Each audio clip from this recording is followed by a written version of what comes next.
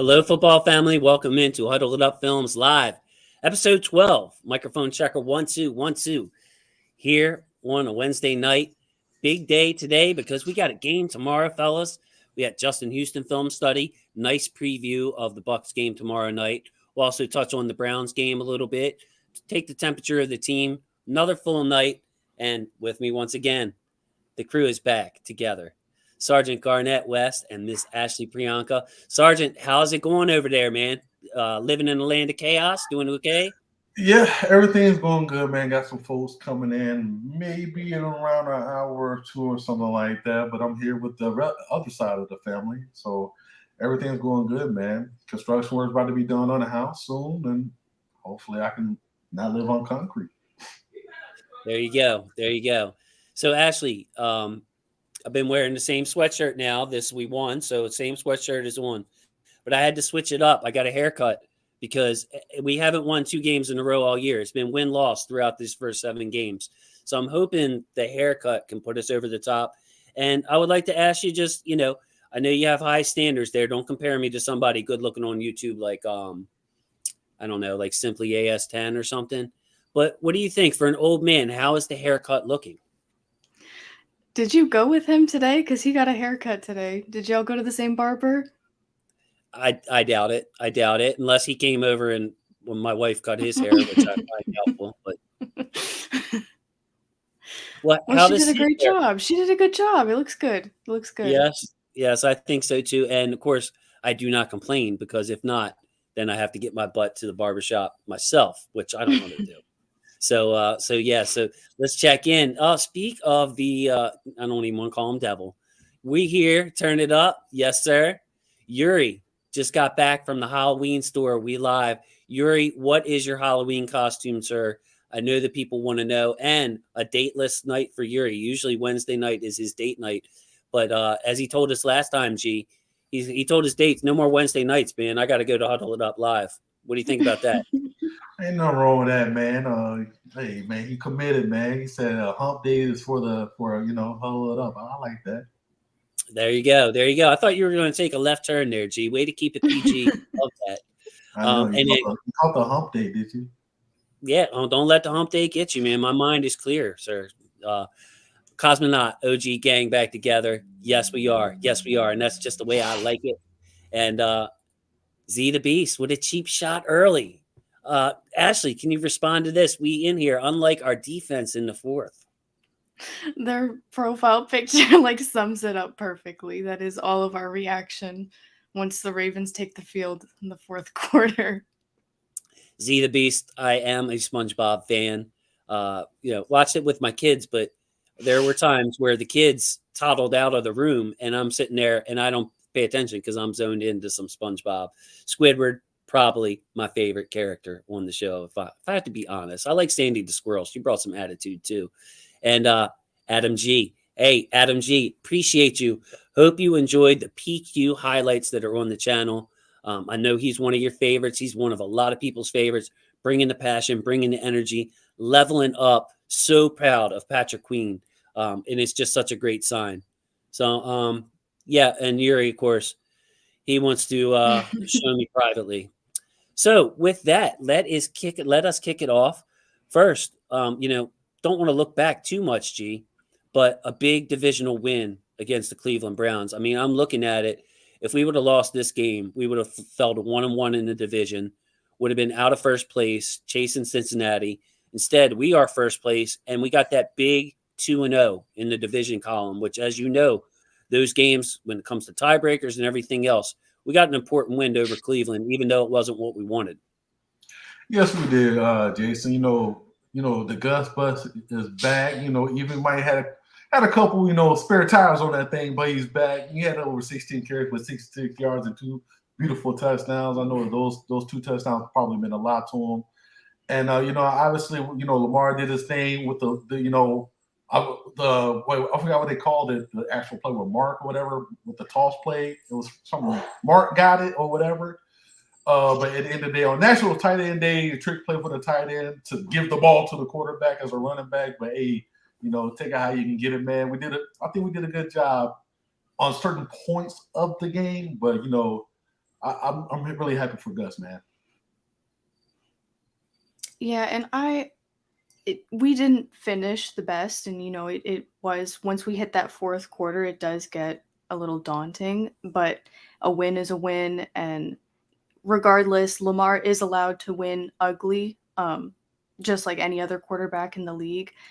And I'm just happy it was a division win, especially over the Browns. I don't usually get petty, but that is one team that I have nothing good to say about, and I will always be happy when the Ravens humble them. Yes, there's Ohio teams, Ashley. Like, what are we doing with the Ohio teams? Like, it used to be Pittsburgh, but I mean, I'll always have a special place in my heart, if you will, for Pittsburgh and beating them. Especially even with Ben gone. I mean, that's number one to me. But Ashley, these Ohio teams on our last nerve. Is that fair to say? Yeah, and if it's one thing about Pittsburgh fans, they have been consistent. They always show up. They love their Steelers. They love their teams. These Ohio fans just came out of nowhere these past few years. I've never heard them so loud in my entire life. It's true, G. You noticed that too? Yeah, I do, but it's weird, man. Like the most annoying fan base I've seen, like with my Twitter existence, is probably Kansas City. But after they lost to the Tampa Bay Buccaneers, they got humbled. Like with Cincinnati, it's more of a, like the little brother, he's winning at something, right? But you know for a fact that like it ain't gonna last long. So, but it's the truth. It's like, all right, but here's the thing about I really do think Cincinnati has a chance to make it run, but I don't know. I really don't know if they know how to put it all together. Like, and that somewhat goes for us a little bit right now, but that's another topic.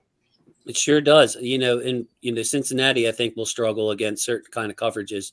These cover twos, Burrow's really struggling against those. And we saw, with an offense, it's not just the quarterback, it's the coordinators, it's the routes, it's getting everything in line, like that kind of thing. Sometimes you can't fix it overnight. So Cincinnati, yeah, I mean, it looks like Buffalo and Kansas City are the two best teams right now. I mean, it could be us. The Ravens have had double-digit leads in every single game this year. All the other teams were like 7-0, 6-1. We're 4-3 that have had that happen to. So, it's hard to see what to make of this Ravens team. But I look around in the division. It's not perfect. I think this is going to be a mishmash until the very end when the Ravens start playing these division games, Ashley. Yeah, I agree 100%. And it's a collective effort that we're like struggling with. It's hard to pinpoint where, you can't just say it's his fault and it's his fault we lost this game. It's his fault we blew the lead. It's more than that, and there's a lot of nuance to it. And we've talked about that on the show. It's very hard for a lot of people to see the nuance in Ravens games, but that's why we're here to talk about it. So Garnett, Garnett, let's get to the next topic, man. Arrow up, arrow down. Let's start with arrow up. Stock up, stock down, maybe a better way to put it. Where is the stock rising on this Ravens team? What has got you optimistic that we can finish out this season strong? What's coming together?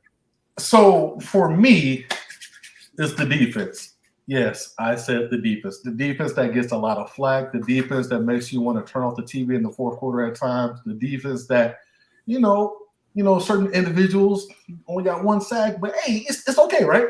But so here's when you really break it down and like look, I got bored one day and I make a couple charts, right? Somebody brought up like, hey man, where do we sit with interceptions? I'm like, you know what? That's good. I'll make a pie chart for that. Marcus Williams with 3, Marlon with 2, MP with 2. If I look at my thing, and everybody was like a lot of, a couple ones, a lot of ones across the board, right? And we're sitting at ranked number 2 in interceptions, maybe, or number 3. No, I think it's number 3. Give me a second. But anyway, we're number 6 in sacks with 20. I know that for a fact. And then when it comes to I already went to the interception. Forced fumbles, we got 9 total. 9 forced fumbles total. And I think that's where we sit at third, I think we sit at third at that. So across the board, the defense is doing what it's supposed to do at times, like cause turnovers, flip the field, create great opportunities for the offense. Yeah, Last part yeah. is the I want to comment on Garnett's before we get to Ashley's stock up. You know, a lot of things that we were missing under Wink is starting to come together for Mike McDonald. And, you know, my stock up is with the defense, too. I'm looking at these zones that we're playing, guys, and there's less and less space every week. It's being passed off really well. There's really hard. I mean, you see what Jacoby Brissett, everything was underneath, you know, middle of the field. Mike McDonald has had to figure out what he's had in players like Kyle Hamilton and Pepe and Stevens and all these guys. He's had to rotate out in and out, and it's burned us at times. But now it seems like everything is coming together. They're gelling as a unit, and we're getting the sacks, we're getting the interceptions, the turnovers that we were just hurting for last year. And really, if the offense is doing what it's supposed to do, if you get a bend but don't break defense that can take the ball away, that should give a good offense a chance to win every game. So, Ashley, if you wanted to comment on that and or whatever your stock up, go ahead, please. Well, I was going to say defense as well, but I feel like we've covered just everything so perfectly so far with the defense. So I will say Gus Edwards, because I never want to put too much pressure on a player returning from injury, especially being out for as long as he was. But he exceeded all expectations that I had, and he looks great. And we know that Greg Roman, this is what he thrives in the offense. So pairing Gus with, you know, continuing to include Kenyon Drake, I feel like the run game will only get better from here. So I'm excited to see how that plays out in our offense that's been struggling a little bit. Garnett, what you got to say on this run game, man? Bane of our existence for a year and a half here coming together. I think Gus brought what we needed. I call it an A gap smasher. We really didn't have that. I thought, Mike. I remember we did the pregame show or the prediction show with Sarah, and I thought Mike Davis would be able to be that guy replacing Gus until he got back, right? Obviously, Mike Davis ain't really showed up, but to be honest with you, he ain't really been afforded the opportunity ever since the fumble. So it's really hard to get in the rhythm as a back that doesn't get opportunities. But that's a whole different story. But with that being said, Gus, he came, he saw, and he bust. Gus bust. But yeah, that's kind of weird.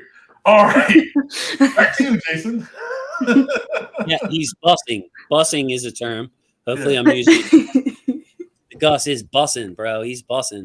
Yeah, it's a different running style, and it's just effectiveness, man. Like, whenever you hear this stuff where running backs are devalued, if you're a Ravens fan and you've watched what we've seen, if you paid attention, even half paid attention the last 3 years, you can see the value that a running back gives because, I mean, take Kenyon Drake, for example. It took him a few weeks to get the timing down and all that. And then you see him be able to turn loose. Gus came in.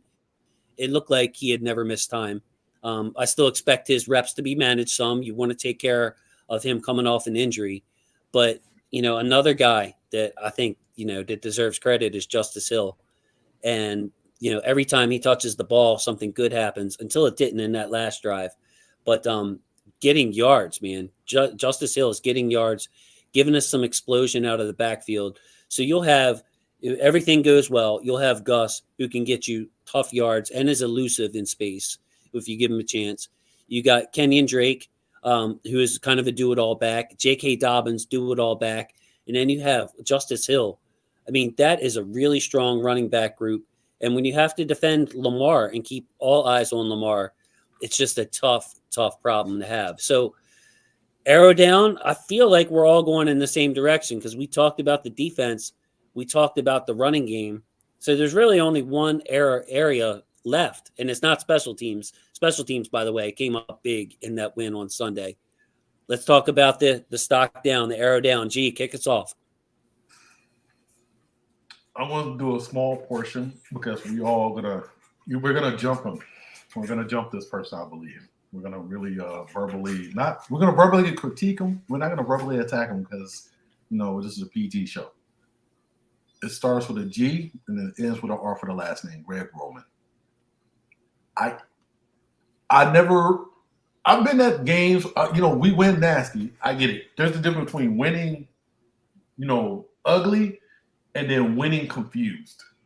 I never felt so confused watching a game and like felt like, damn, we won that game. Like how did we win? Like I'm like trying to figure out like what was the plan going into the game, and like what are we doing? Like I understand there was a couple of trick plays here and there. Get Gus involved, and after that, 14 throws for a quarterback. Most of the throws were very like just timing routes, like the China smash route. Also, just a lot of things were involved a quarterback that we have to get in rhythm.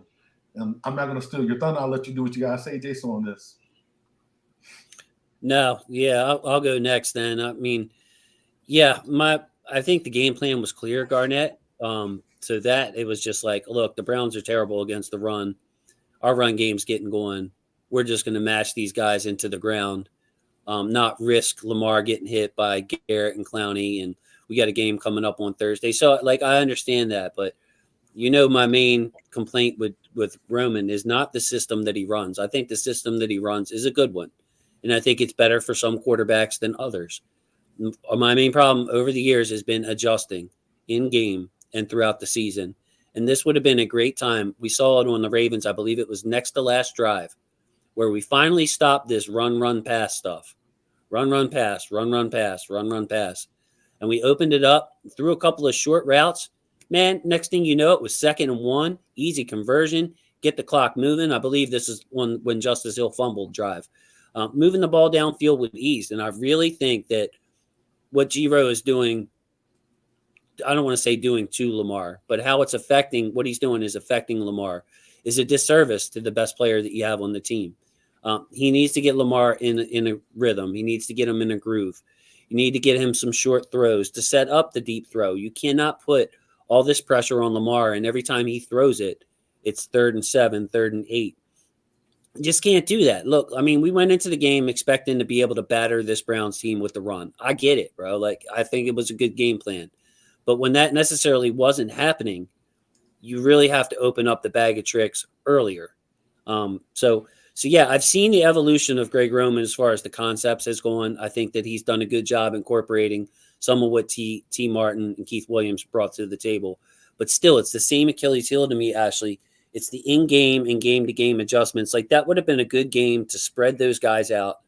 Spread out your receivers with all those light guys in the box. Run them over when you wanted to. Set up some quick throws for your receiver. Get Lamar in a groove. And that thing we could have housed them. We could have really housed them if we had a better in-game adjustments, I think.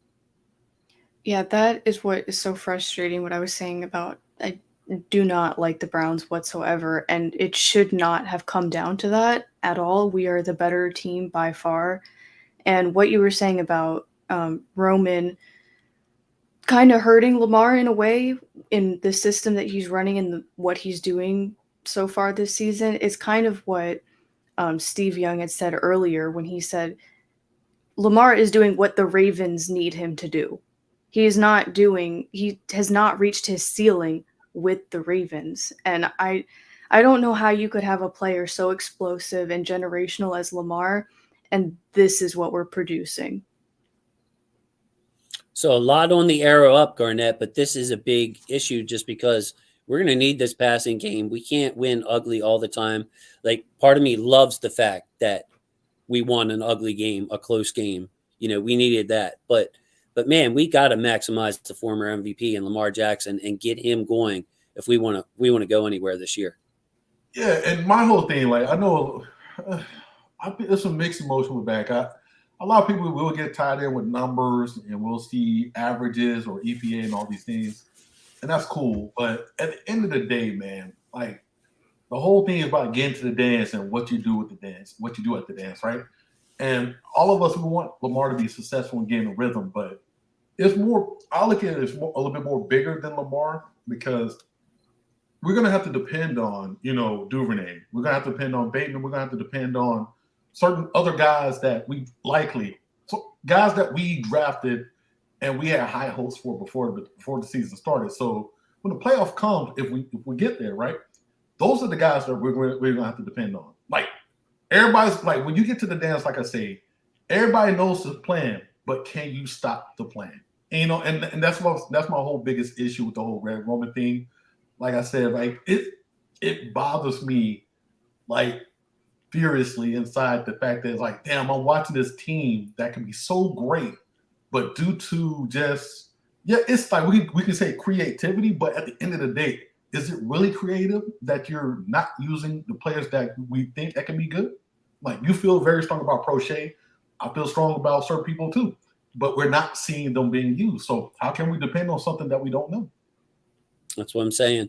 There are games that Prochet could eat. I believe that he's become a divisive figure in Ravens, but Prochet has a certain skill set and he's good at that. Like that's my thing. When you've asked him to do it before, he's been there. So I want to check in with our guys for a second here. Alec Polianis, backbone, the Pat McCary of the show. Right tackle, left tackle, backup center. Put him in against anywhere. Block Clowney, he's got it. Block Garrett, he's got it. Alec, thank you so much for checking in.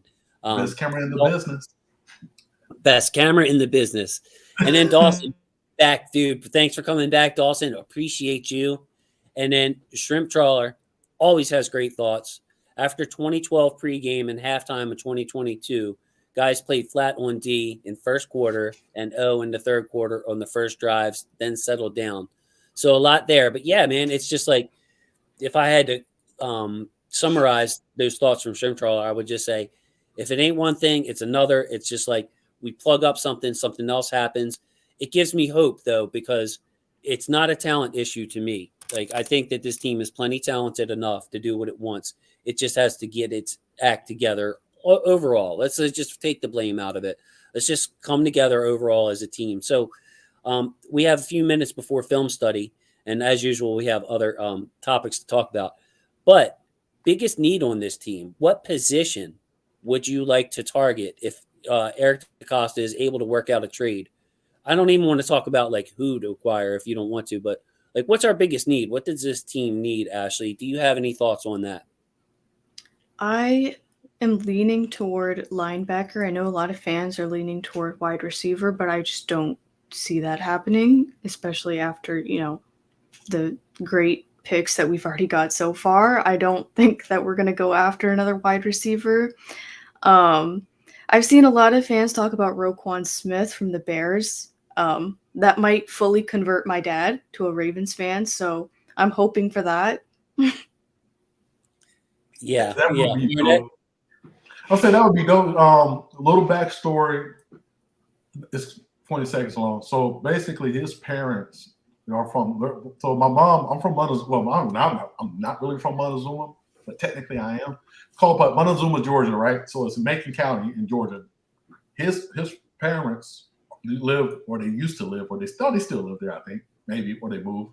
But they used to live right down the street from my grandma when I was a kid. They've been there the whole time. So it's pretty cool to hear that name get brought up. Like, damn, I really know that guy, or the family and him, which I should say. But for me, I want to go wide receiver. I know I'm that part of that fan, Ashley. I am part of that group. And my whole philosophy about that is you go get a receiver, but you don't go get the Ravens special. You don't go get no disrespect to Demarcus Robinson or anybody, Sammy Watkins or whatever. You go get a guy that makes the organization or makes the coordinators, makes the coaching staff, hey, if I was EDC, right, and I spent, draft capital, which we don't have much of, we just got our natural 7 picks, or it didn't have to dip in our future or whatever, and knowing the situation, like we're one player away in my head, I'm going to go get this guy that might be a $15 million receiver because he can do $15 million things on the field. Now I can basically look at like, hey, you're going to use him. You can't make excuses because at the end of the day, how I look at it, do you really want to be Greg Romo or John Harbaugh at the podium and be like, hey, you got this receiver that's worth a premium elite type of receiver. What can you say why you're not using them? You don't want to look stupid. Every time we see, hey, why you didn't get these guys involved, it's always, oh, we schemed a certain way, or we didn't really plan on using the receiver. It's always like a weird ass excuse. It's a weird excuse for why. No, I got you. You spend talent, you spend money, you use them. You spend money in the offseason, yes, that player plays. You spend a minimum vet contract, there's no pressure to play him. So I totally feel your point there. You give up a pick, you better damn use them. Yes, I totally agree. I think Roquan Smith would fit perfectly in this defense. I would love to have him for the attitude too, bro. Like the attitude he brings, you put him next to Queen on running downs. Queen brings a lot of energy. It would allow Patrick Queen to do what he does best. Roquan got that, bro, with the attitude and more. If I had to, narrow it down to one thing, though, it would be a receiver who could get himself open. I think Deshaun Jackson does have a role in this team. We talked about it a little. If Deshaun Jackson can clear out space, hit a couple of big plays, it allows you to use Devin Duvernay like he should be used, in my opinion, where you can manufacture him touches. But to ask Duvernay to break off corners constantly and run the whole route tree, I think is a waste of Devin Duvernay's talent. I don't think that's where his strong suit is. So if I could get a Jerry Jeudy, I know a lot of people are down on him because of the drops, but one thing you can say is Jerry Jeudy can run routes. He can get himself open. And with Bateman's status, I'm worried that this foot is going to be a long-term season issue where we kind of got to manage him a little bit through it. Maybe you don't have time to completely heal up. So I would say that, if I look at what's the weakest room in the Ravens, even with Andrews being obviously your number one receiving target, it's the wide receivers. A set with Bateman, Jerry Jeudy, Duvernay, Andrews. We would see less of Ricard if you got a Jerry Jeudy and more of this spread out offense that I want to see us be able to incorporate.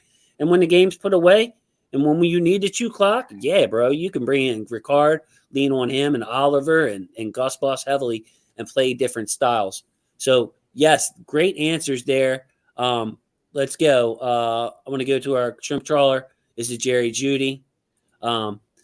I have Horace Torres says Jeudy. Nah, see, he sees them drops, bro. He sees something's off with Jeudy when I see him in Denver, but he's one of my favorite players. He was my favorite prospect, and I got this we can fix him. We can fix him, even though I know it's not like that. I would love to see him. Simply saying PQ Roquan has me salivating. Yeah, man, chops getting a little juicy, I guess. I have Horace. He wants to see a DN or cornerback. JC Horn, you'd have to pay the farm for him, but I love JC Horn. Bradley Chubb, but I'm cool if EDC does nothing. Mark checking in.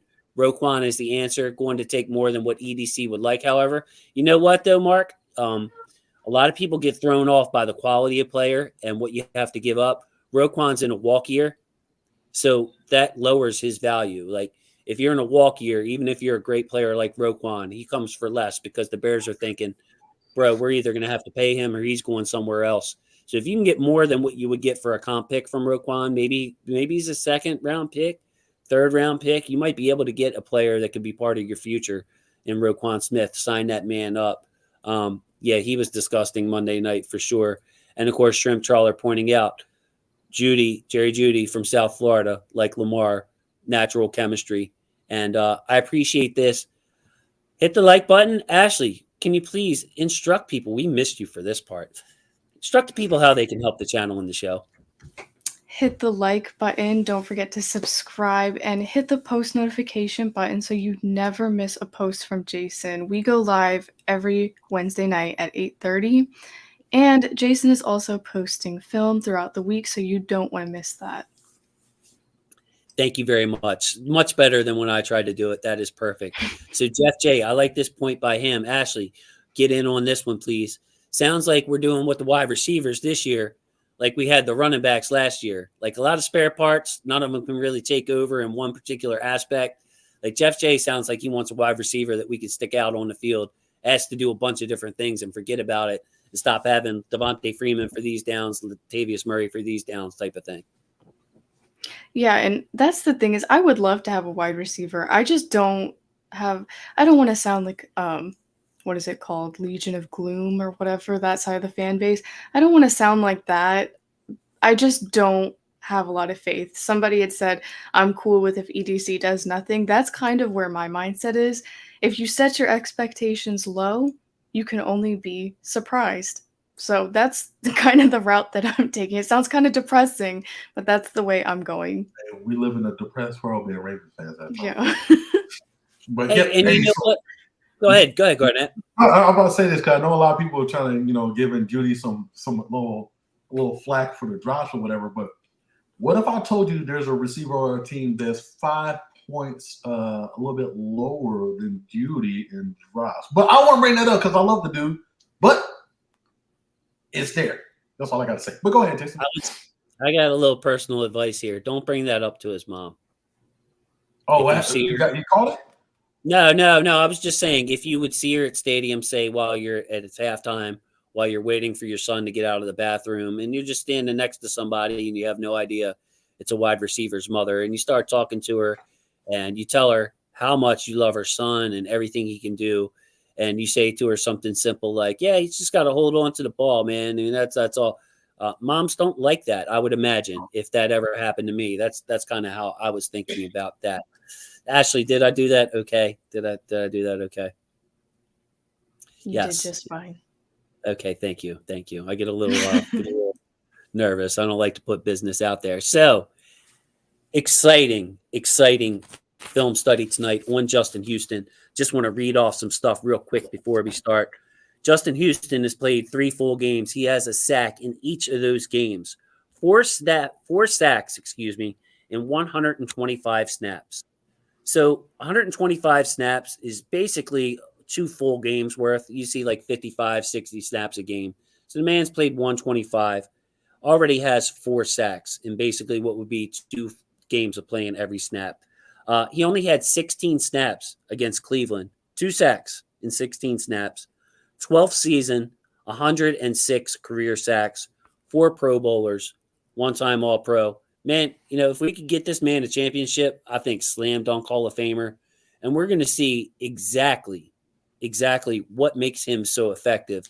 I mean, he's flat out unblockable when it comes to the way he sets up his opponents. So the one thing that keeps showing up, guys, is his hand usage and his lateral movement.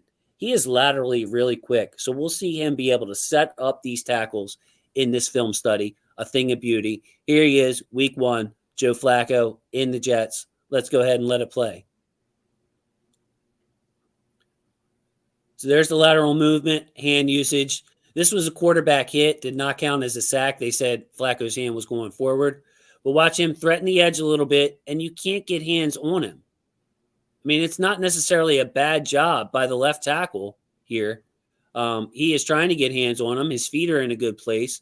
But the quickness, and you see how Justin Houston just stops. He's not in too much of a hurry to get to the quarterback. He leaves a little space between him and the left tackle, gets his hands off of him, and is able to close in on Joe Flacco really quickly. Garnett, professional pass rusher here, brother. Yeah, here's the thing what I love about him is what he does. Usually, great tackles, they let you come to them and really don't bite on the first move. But what he does, and I understand the Jets lines were beat up at the time, but he'll set you up with a move to make you think like the quarterback might be drifting out of the pocket or around the edge of the cone, as Ken we used to call it, right? And what he'll do, he'll get you in position where he wants you to be to set up his actual move. Either he's gonna use a power rush move or some kind of techniques with his hands. So it's really like he plays chess when he does his techniques like that, man. That's what I love about him. Yeah, a lot of people talk about, well, you have to have a rush plan. That's something you hear coming out of college. His rush plan is to make you get flat-footed. Like, look how flat-footed the tackle gets. Like you said, threaten the cone, threaten the edge, and then counter, or threaten the inside and go out. So let's get to our next pass rush move here. There he is at the bottom, working on the left tackle again. Again, little hezzy and go. I mean, that is really good on the lateral movement. This isn't just hand usage. This is really good. You see him widen himself out to give him space. Create a lane. That's perfect. Create a lane and perfect. Yeah. And nice job by PQ here, sticking with the speedy wide receiver out of the backfield. Nice break by PQ, if you notice, protecting against the run. But again, actually unstoppable. Like, I want to say, oh, bad job by the left tackle, but this is really just Justin Houston doing his thing. What is 76 supposed to do here with all that room? Yeah, 39 years old. Who? Like, I know a lot of people were a little hesitant about, his age and were concerned that he may be washed when we had the signing last year, but all that he's done is impress us and fit right into this defense and make those around him great. Yeah, and it's like, what pass rush move is he using? Well, really none. He's just swiping with his hands, a little rip move there. That's when you see somebody do that, pull their arm up. That's a rip. But really, it's just intelligence, and he's got some quicks still to the inside to beat you. So it's just great. Yeah, I thought beautiful comment here. Houston is just great at hand fighting. He is. It's hard to get hands on him. It's just a pro, bro. He's just an absolute pro. So let's keep this beautiful footage going. Again, now he's going to bull you. So this is one of the sacks he's got. So he's done set this man up, going inside, going outside. And now he gets him a little off balance and sees, oh, his feet ain't set. Let me bull him right into the quarterback. Goes after the ball there. You can see with Flacco. Could have easily been a turnover. Nice job by Joe Flacco there to hold on to the ball. But yeah, gets him off balance. So again, you're seeing him being able to set up his moves, Garnett, and adjust on the fly. Yeah, and the biggest thing is to me is just like he's gonna win those battles when he knows he can literally get you out of your footing, I should say, your stance. And it's so crazy how he does that. So like I'm watching it and how he has to tackle. He has the tackle's outside shoulder almost damn near parallel with the line of scrimmage. So basically, like I said, he's literally creating a lane to like, okay, I got to where I want to, and now I can hand fight you right there and just lean you over into the quarterback. I don't know. It's a beautiful thing. Him and Robert, Robert Quinn. I don't know what the hell what they're doing to their bodies to last this long, but god damn, man, I'm happy for these guys. And I tell you, with Houston, I think he could take another step or two off his physical abilities, and he'd still be able to rush the passer because it's this little hesitation step. You see it again here, Ashley, right there, where he just decides where he could go, and he's really just deciding within a split second, should I bull this man? Should I cut to the inside? Okay. Like, this is happening so fast. It's savant stuff that you really can't teach. It's either you have it or you don't. So, Ashley, let me get you on this one. You see him here with his hand in the dirt and be able to set up this man like he's going to the inside. If you watch closely, his first move is to the inside. Gets him leaning. Nope. And again, the hands, Ashley, and the setup. Of course, this is a pass completion, but still, this will be a highlight on our channel of just how quickly Justin Houston can beat you. Yeah, like you said, it's incredible awareness. It's incredible intelligence. It's just who he is. It, like you were saying, it's nothing that you can teach. It's just the type of player he is, and we're very fortunate to have him, especially in games such as this one. And again, his hand usage shows up here, but mostly it's just intelligence. It's deking that man to think he's going inside. And Houston probably could have hit the quarterback here if it wasn't a play action. You see Tua try to fake the handoff a little bit. So Houston had to head inside and respect the running back. But if he heads straight towards Tua's getting put on his back here. But again, intelligence, it isn't, his hands are great, but on this, he didn't even need it because that first step, I'm going to fool you into crashing, and then bam, just around them. So pretty self-explanatory. But just great move. Dude, this is in 125 snaps. Yeah, that's just outside shoulder free. Good everything on that play.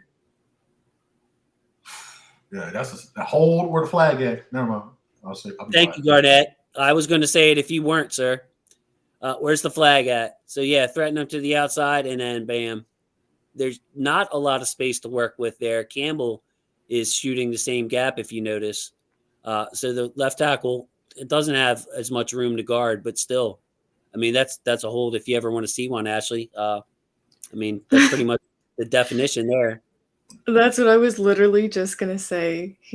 Calais almost got his head taken off there.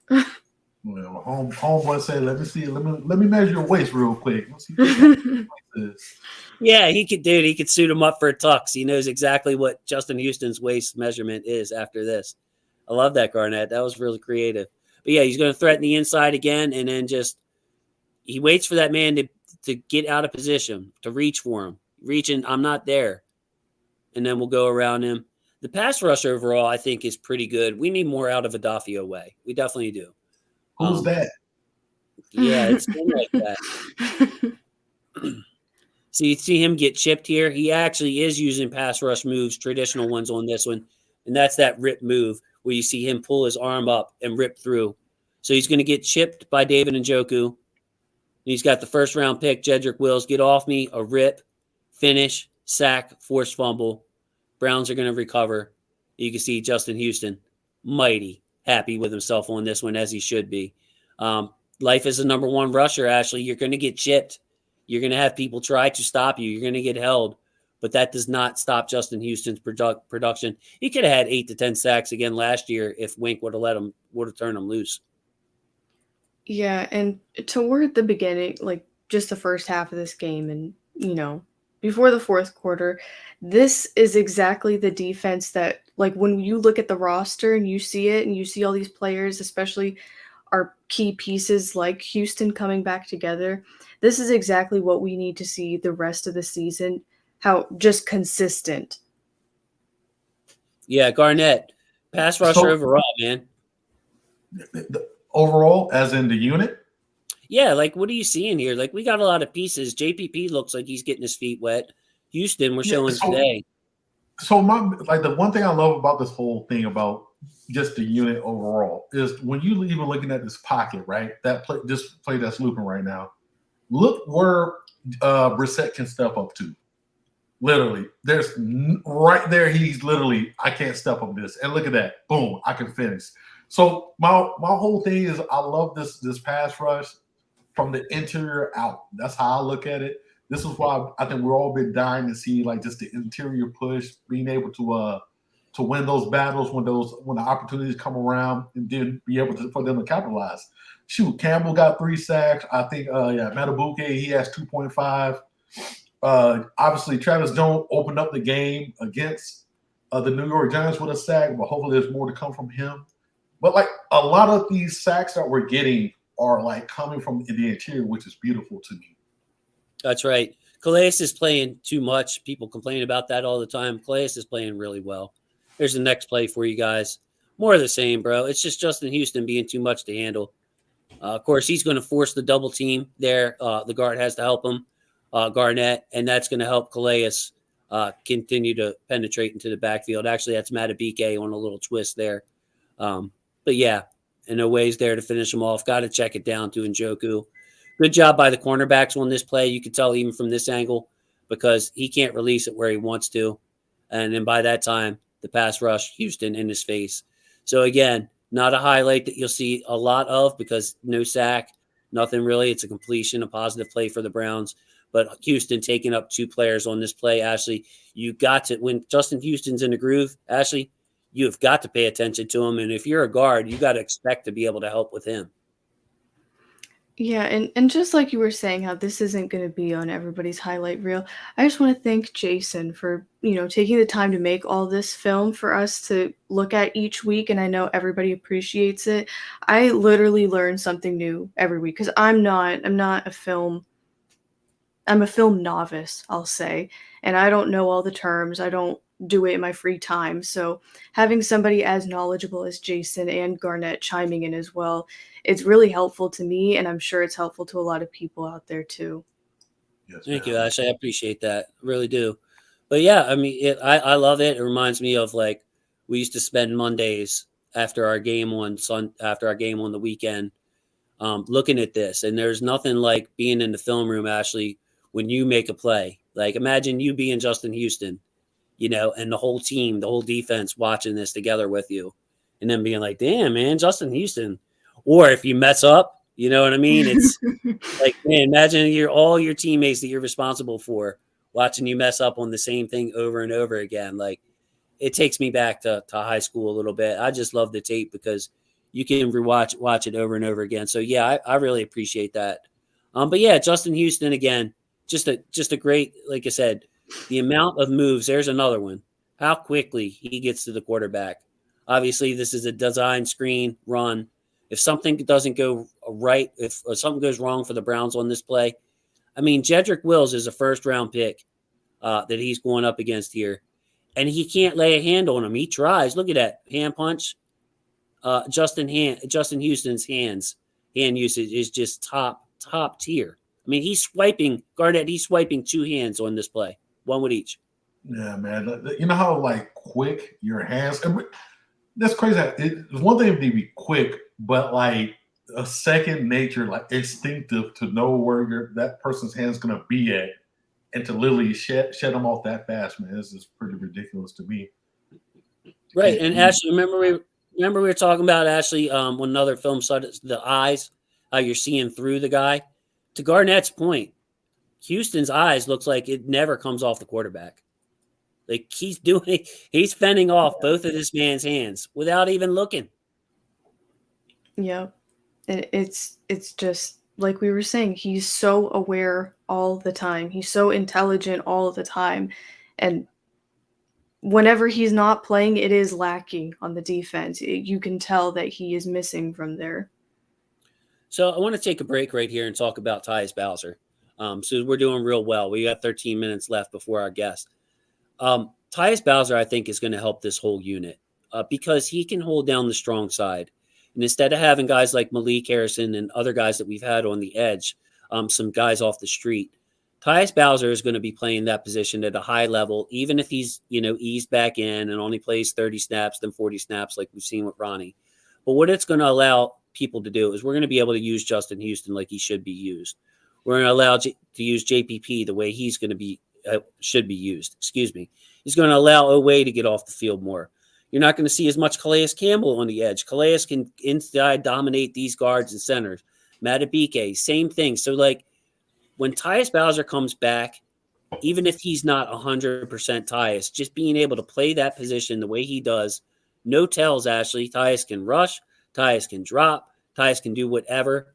Man, like, it's just going to I think it's going to help not only Justin Houston, but everybody else on this defense stay fresh and be in a role that they're going to be able to thrive in.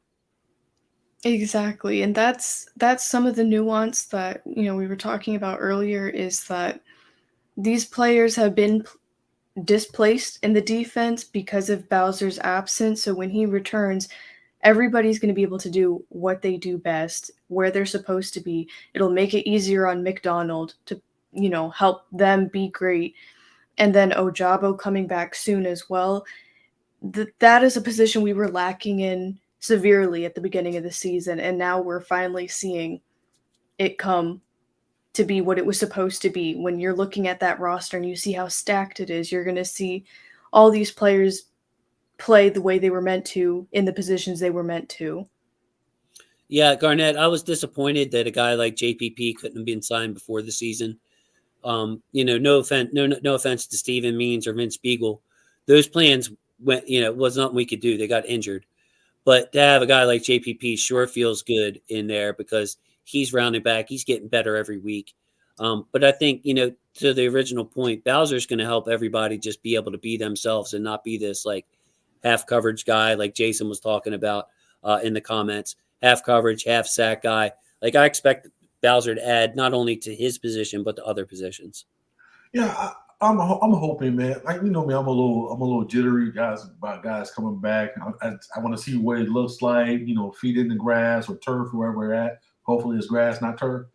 I feel like yeah. I hope yeah. Anyway, well, the biggest thing with him, man, like, is just the presence of him. He's probably one. I think a lot of people already discussed it. Hands down, one of the best outside, covering linebackers in the NFL. He's up there, with the Kendricks, the Warners, the Leonards when it comes to just being able to cover the field as a linebacker, a 3-down backer type of deal. And that's the one thing that's going to be beautiful once he gets back, just his instinctive knowledge and just being a great athlete and understanding what's behind him, And I feel like the linebackers that we got now they're progressing, but I think Bowser is next level in that category. And like you said, it gives freedom to a lot of other personnel that we have on the team to be more flexible, be able to put them in the best position. And also, with that being said, I don't know, we don't know the timetable for Ojabo, but like the cavalry is slowly arriving on this defense. And man, holy crap, man. You're like I said, this defense is like up there already statistically in a lot of things. So it can only get better. Yeah, we'll look at the stats coming up when we face this. When we go to the Bucs preview, but the arrow is pointing up on defense, definitely in all kinds of categories. That Miami game, man, it just ruined our stats, man. It was like we started 0 for 20, but that batting average is slowly climbing up after some solid performances. So let's look at his let's look at his run defense here. Laid back Al commenting, aka the All 22 NFL Plus, Al. You go to NFL Plus, you have to pay for it from the NFL. It takes about 24 to 48 hours to come out, but that's where you can see the footage that we're seeing here today. So plug into NFL Plus. Brain over brawn. I'll get to the questions in just a little bit, but let's go ahead and finish out. I got 2 reps of run defense here. Leverage, eyes in the defense. So it's, again, the same thing. His eyes, Ashley, what I love about him, he's not looking at what he's doing. He's looking at what's going on around him. My number one quality when I'm scouting defenders is where their eyes are and how they can see it. And, you need leverage, which Justin Houston is not a problem, veteran.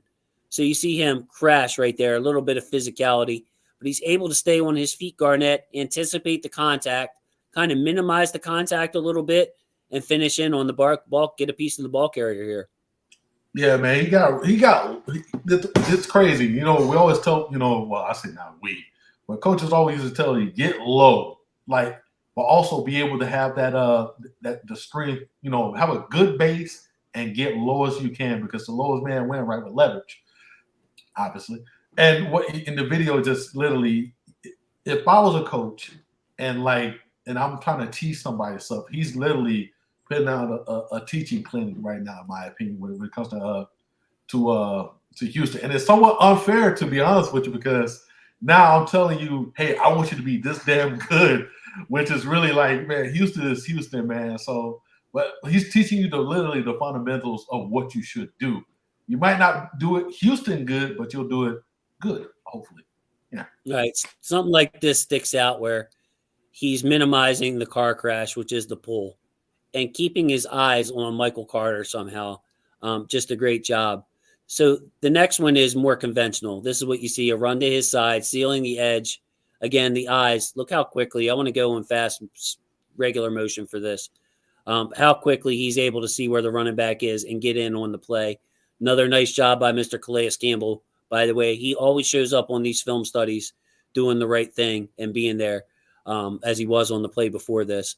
But Ashley, look how quick he's able to diagnose where Breece Hall is, hell of a running back, and get an arm on this play.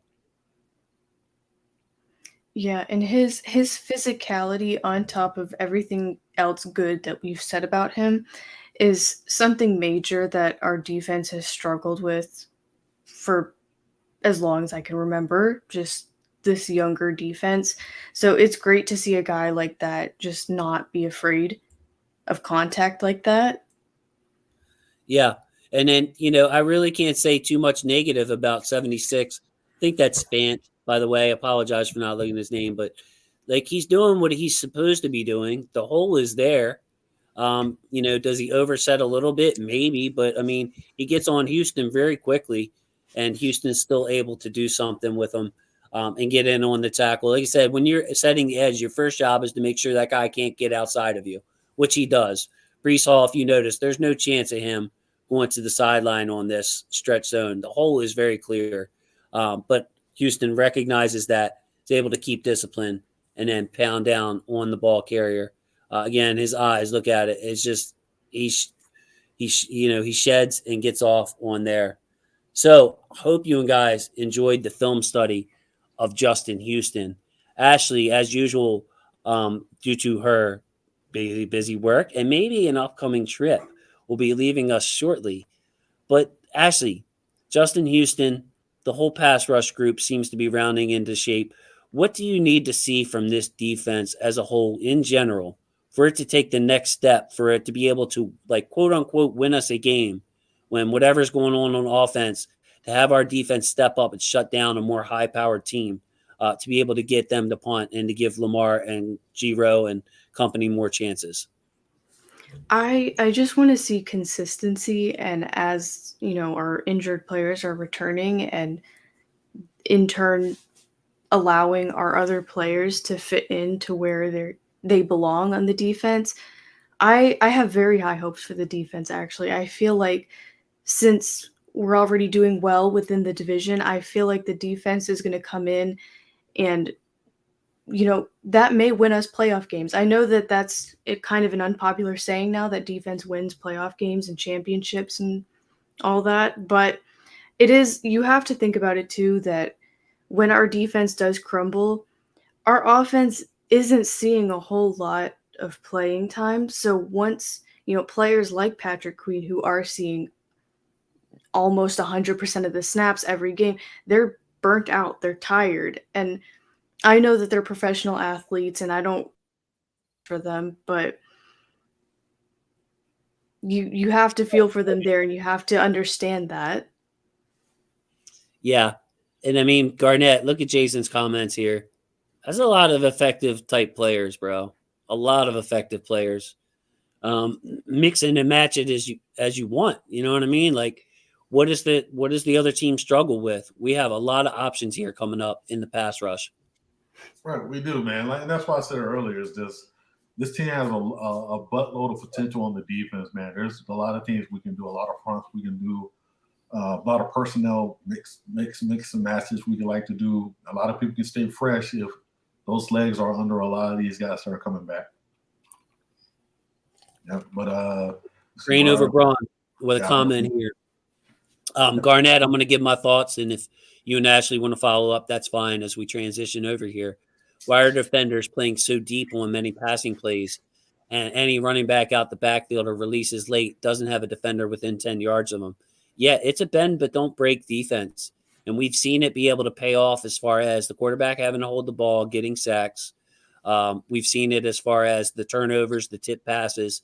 It seems like McDonald is willing to give up that short pass to eliminate the big plays that we saw earlier in the Miami game, say, where he's changed it up, taking a safer approach, trying to get the ball back to Lamar with minimum damage.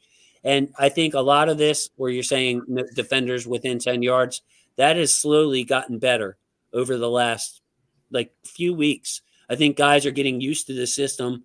I mentioned earlier there's less space in between those windows in this zone where everything's kind of clamping down. Guys are getting used to the rhythm of passing this guy off to the next guy and then going back into the zone. So that's the reason I see it, Garnett. It's a bend but don't break mentality, and I think that they've gotten better with being able to play it. Yeah, and I think when you play that type of approach, man, you can probably move the ball, methodically down the field. But once you get close to that 30, in that 30 range, that's when life gets a lot harder for offenses. And I think that's where McDonald has been doing a really good job, in my opinion, where he tightens it up. Because think about it, you really don't have that much room. You got to be creative as an offensive coordinator to be able to get get the ball and timing, down. So, and that's the one thing that I love about McDonald. Obviously, communication is a big key for defense. And I think that's happened. That's growing, is progressing pretty damn well. I just want to see some of the younger corners and the younger DBs, keep on getting better. Like how Ashley was talking about how the defense play a high amount of snaps. Jalen Armour Davis, I understand he went through some hiccup, but I would like to see him more out there. And Pepe, I feel like he's doing an okay job. I would like to see him. It's just keep on getting these guys more involved, in my opinion, so they can get better as well. But that's all I can say about the defense. Defense is doing a good job to me. Excellent. So, Ashley, before you get out of here, little audible here. Instead of commenting on this, I think we've really covered the defense really well tonight. Give me your thoughts on the Tampa Bay game, because we have our special guest coming up. So I want to hear just what you're thinking for tomorrow night. What's your parting comments for us here? Well, I am swapping places with the Ravens. They're actually coming down to South Florida, and I'm going up to Baltimore tomorrow. So, if the Tampa Bay Buccaneers keep playing the way they've been playing, and I saw an injury report, their defense is not looking great right now. So Glad you brought that up. Glad you brought that up. so I have high hopes for the Ravens. Lamar playing in Florida, so I don't want to I'm not good at like guessing. It'll be 38 to whatever. Like I'm not good at that. But I do think the Ravens have an advantage here, and I do think they'll come out with a win. There you go. There you go. Miss Ashley Priyanka, the one, the only, the backbone of the show, hurricane thriver, walking in the water with alligators, people taking a picture to get groceries. The lady could do it all. Will Ashley swing by the Huddle It Up Films household/studio while she's up here with that lucky man that is her boyfriend? We shall see. And if we do, Ashley, we'll take a picture and we'll have that for the show. We'll have that for the show. When we do, not if, when. Okay. See, like you don't like to your anxiety keeps you from like expectations with players coming back from injury. That's what my anxiety, man. Your boy's been, your boy's been through some stuff. So I try to keep my expectations low. And if Ashley knocks on my door, I'm gonna be a happy man. I'm gonna be a happy man. You're gonna take Go them. ahead. You're gonna take them to the spot. No.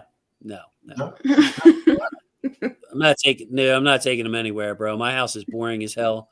No, maybe to the spot, the food spot. I'm not going to try to get the name out there. You know what I'm talking about. We might order from there. It depends on Miss Priyanka's diet. If you don't know, she is like one of the most fittest women I've ever seen. She got muscles, bro. She got six pack. Like I can't be messing up with the diet. So that's a conversation for later. But yeah, dude, we have a really good Greek restaurant. Shout out to Alec Polianis, big Greek food guy in here. So Calories Ashley, don't count on vacation. There we go. All right. Ashley, we love you so much. Thank you so much. Be safe getting up here, okay? Yeah, I love you guys too. It was great to have all of us back together. It feels normal.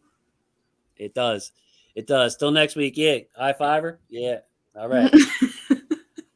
See you, Ashley. So Garnett, special treat coming up here. Guess who's back? Back again. Jake Vogel's back.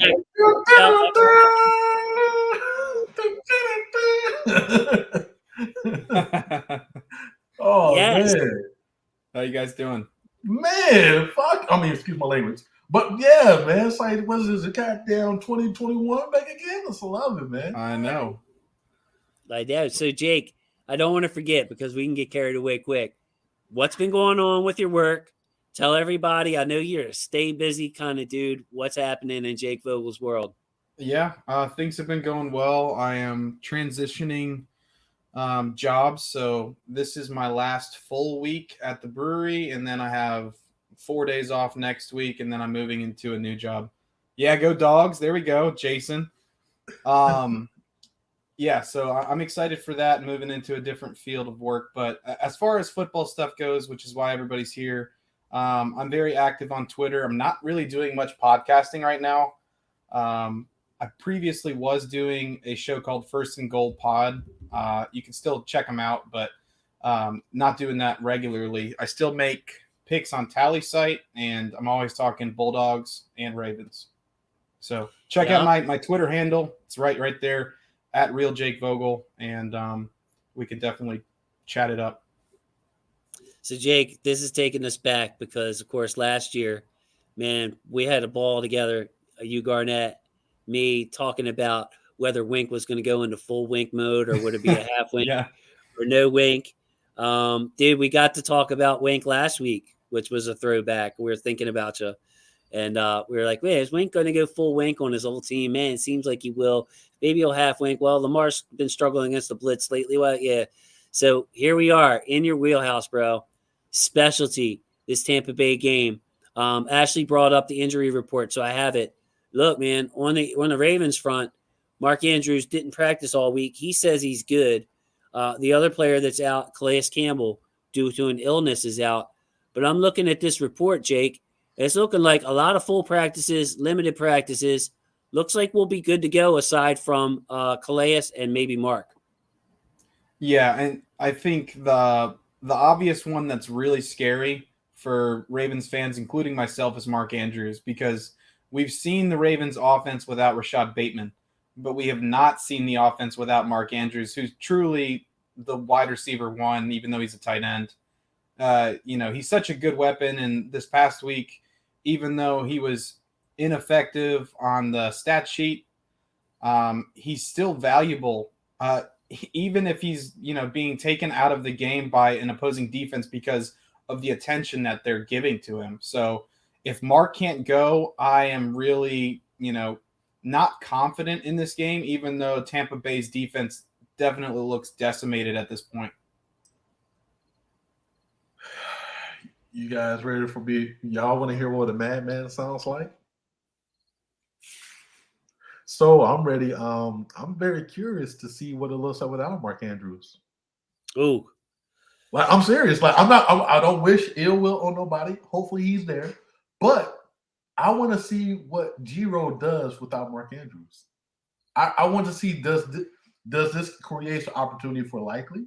Does this create opportunities for Wallace, Prochet, whoever? I just want to see what would happen because I'm curious about that. Like, we've seen, great offensive coordinators without, like, a la, Shanahan without Kittle at times.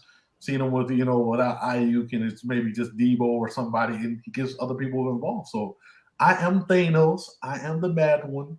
I want to see what happens. Yeah, I don't think Kolar is going to be there. Go ahead, Jason. Yeah, I was going to just say the same thing. Kolar's not ready yet, but you got some other madmen in here, Jake. It was like, well, yeah, I kind of like I'm curious what Garnett's thinking. Go ahead, sir. Yeah, Ramey, everybody knows him, Hoodie Ramey on Twitter, posted the same exact thing that Garnett mentioned, that he is very much interested in what the Ravens offense would look like without Mark. And I said, I'm curious too, but not so curious that I want to see it happen. It definitely gets the mind going a little bit. I do think that Isaiah Likely could have a good game if that's the case. You could definitely see somebody, Bateman, Likely, Duvernay. I mean, and then you go down the list, having a much bigger impact than we typically see from them. But at the same time, it's a scary thought to not have him out there, because then the defense can, truly focus in on your other top targets and not really worry about somebody killing them on offense. So Jake, coming right back. Yeah, coming right back to you here with Anand. Great to see you back, man, Anand. Great to see you. Wonder if that could be good for Lamar to start looking for secondary targets. So, Jake, we've seen this with Patrick Mahomes. I thought that he would really struggle without Tyreek Hill. We saw Lamar without Hollywood thrive early in the season, spreading it out. Could that be a case? Like, take away your best weapon, and now all of a sudden you got to get not only Lamar but Giro got to get everybody else involved. Yeah, that is a good point, and something that certain quarterbacks and certain offensive coordinators struggle with. And when you take out that piece of the equation, sometimes the offense can be a little bit more efficient, and they can spread the ball around, and that can be more difficult for a defense. So there's definitely some validity to that idea. I still would rather have Mark out there. I think most people would, but if he's not able to go, we're going to see it. We're going to see it one way or another, that the offense can be potentially better for a week, or it could be much worse. Look, Yuri's going to say something that I was going to say. He's with Garnett. Take it a step further. I prefer the defense without Mark versus Tampa. It's time to see wide receivers in the slot. It's 11 personnel time. 11 personnel, for you guys that don't know, 3 wide receivers. Now, look, if you could guarantee me that, okay, Mark's out, other wide receivers get a chance to get on the field, a guy like Prochet, Wallace, whoever it is, Likely even gets a chance to shine in the slot, and it becomes where, oh, man, bro, did you see how so-and-so played without Mark Andrews? We got to find a way to get this guy more involved in the offense when Mark comes back. If you could guarantee me that's the case, then I would say, all right, maybe a road game, ugly game. Tampa Bay can't. Their offense is kind of trash. We'll see coming up here shortly. Then I would take that. But Jake, bro, like you're talking about Mark Andrews. I mean, every game's kind of a must win. If Mark Andrews is healthy and not re-injuring himself, I want to see him out on the field. That's Mark Andrews, man. So that's just me. Jake, this Tampa Bay team beat up. What sticks out to you on their injury report? There's one guy that sticks out to me. Yeah, I mean, probably their corners. Oh no, actually, I take that back. It's Antoine Winfield Jr. He's probably the best guy that is out for them with the concussion. Such a good safety, can really do some things. Probably in coverage against our tight ends and help against the speed that we have at wide receiver when Bateman's actually out there, and maybe if Duvernay gets a couple deep targets. And you never know, Deshaun Jackson could be active for this game. So that's another big reason why it's a positive for Ravens fans that Winfield Jr. is out. But outside of him, you have Carlton Davis and Sean Murphy Bunting. Those guys are both out. And then Luke, I've heard the pronunciation differently a couple times. I used to think it was Gadecki, and I think I heard Godecki. So the guard, he is also out, and he has been a weak spot on that offensive line for Tampa Bay. So maybe it's not the worst thing that he's out for them. Maybe they have a backup that will actually perform better. Usually that's not the case. And Russell Gage, of course, as well. One more that I'll touch on just because I'm literally talking about all of them. Cameron Braid is out. He hasn't been the most effective tight end for them this year, even though they don't have a Gronk. I do like their rookie tight end, Cade Otton, who Jason was a big fan of in the draft. So if you want to talk about him, go ahead, buddy. Thanks for remembering, Jake. That means a lot, bro. That means a lot when you remember my stuff. Yeah, I like Cade Otton. Had him above likely Kolar because he can block and as a good receiver. I think he set like school records or whatever. But yeah, Garnett, Jake, I'm going to throw the show to you guys. I have something I need to do for about 5 minutes, so I will be back. But if you guys can keep going over this injury report, Garnett, I'll kick it to you on this, bro. They're missing Ryan Jensen big time, bro. Big time. You wonder why they can't run the ball? It's because Gadecki, like Jake said, not playing well. No center playing well for them. Like this defensive front, Jake's mentioned they don't have any. Two starting corners are out. Akeem Hicks is limited with a foot injury. Bro, they are beat up. So I'm going to kick it to you guys on that, and I shall return very shortly. All right, my man. So, with that being said, Jake, I got a couple questions for you. Sounds like some teams, including the Rams, they need a center. How do you feel about this center that we got that's a backup behind our starting center and being part of a trade proposal? That's definitely interesting. Are you thinking more of a draft capital trade and then kind of parlay that with another team for a player? Or are you talking about a team that has a player that you're interested in and just doing a player for player trade for that center? You're talking about Cologne, right? Yeah. So like for us, we got Tristan Cologne Castillo, right? Tristan Cologne, right? Yeah. Green Bay, I would say Green Bay, goddamn. You got the Rams, who's hurting for center. They every week they damn near lose a center due to injury. Then Tampa Bay, obviously we know the situation with Jensen. They don't want to rush him back. Tristan Cologne is I feel like it's like the perfect candidate to trade off. Like, no disrespect, he's a good player. He's a solid. That's why I'm saying trade him, because we have backup plans with Macari, just in case God forbid anything, knock on wood, anything happens.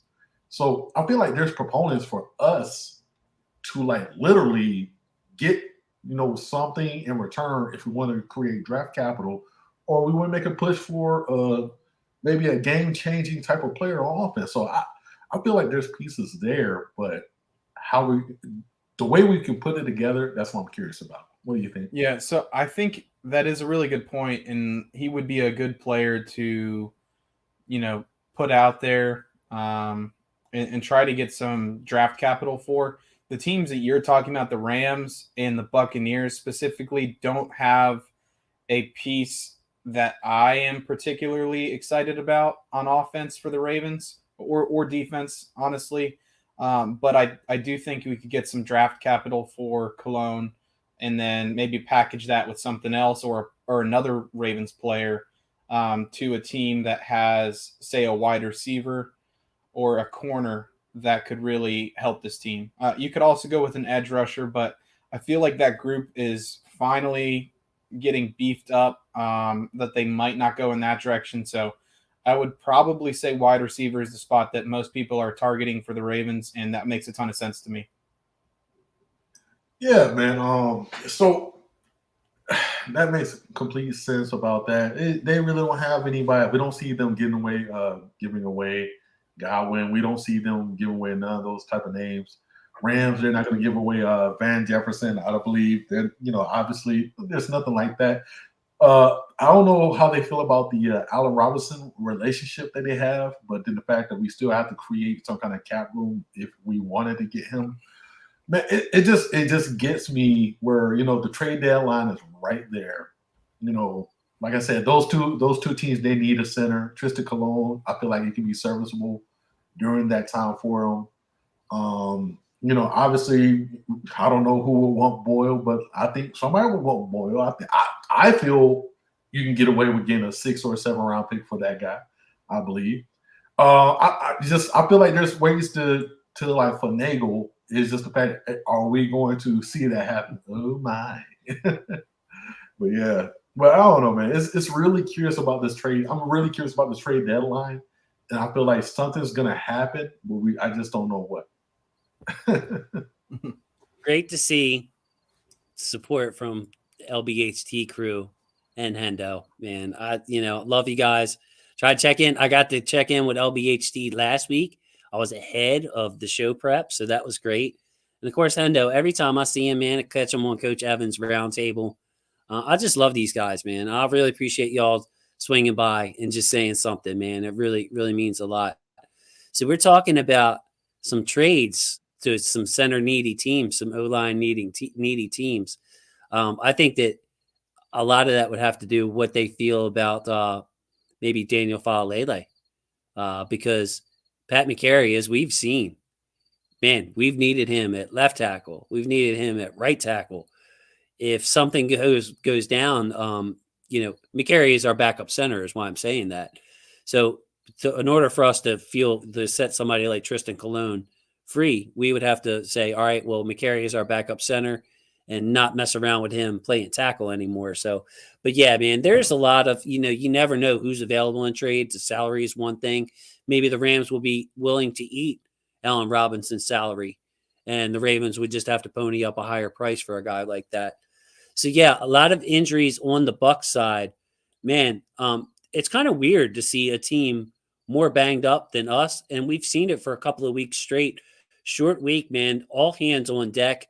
I had a feeling that they were saving Andrews last week as far as not targeting him 10 times because he is banged up, and looking at this Bucs game on a Thursday. Any thoughts on that, Jake and Garnett? Go to that. Were we saving Andrews? Like, Andrews was on the field a lot, like his normal, but we weren't targeting him, asking him to carry a big load like we have every other week. Yeah, go ahead, Jake.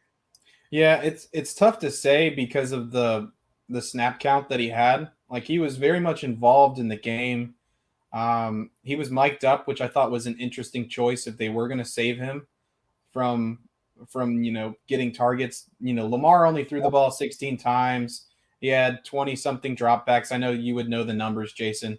So it's weird. He had the two targets, no completions. Really, neither of them were that close. It's really just a weird game. And I think the injury definitely affected him, but it's just one of those things that's really going to be easier to understand once we get to this game. I mean, if he's active and he gets some passes thrown his way, then I don't know if they were saving him. But if he's inactive, then maybe they were, and we'll get some of him on the game against the Saints on Monday night. So Garnett, how about my conspiracy theory, bro? Were they not targeting Andrews a lot? Be like, hey, we can run all over these Browns. We don't need to wear out Mark Andrews in this game. We'll save him for Thursday. Or is that just a bunch of BS? I think that's a bunch of baloney because I think they just like they knew the Browns, that's our rivals, but I feel like they knew who to stop, who to bracket, who to double, which is Mark. So here's my, the whole thing with it goes back to the Buccaneers game that we broke down when it comes to injuries. They're missing their 2 starting corners. They're missing big time guys, right? And this is like last week, there was, the Browns were missing Denzel Ward, which is a top elite corner in this league. So I just want to, I'm so curious about how do we attack that. The one thing, sidebar, Brother Ben did not get 1 catch in that game, did he? Did he? Who's that, Mark? Yeah. No. He didn't get 1 catch on national. The audacity not to give the man on national tight end day the ball, like at least once. Bro, and that's what I'm thinking. I want to add this too, Garnett. Mark Andrews has absolutely crushed the Cleveland Browns. Right. Think about all the games, bro. Like other teams have been able to hold them down.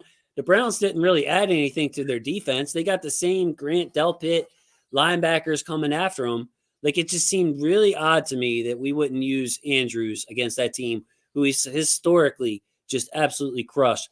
What made me think that they were kind of like, look, Mark's hurting. We'll put him out there. We'll let him block a little bit, but we're not letting him defenders take a cheap shot at that bad knee. So, bro, I was just spitballing. We never know, but that was my fault.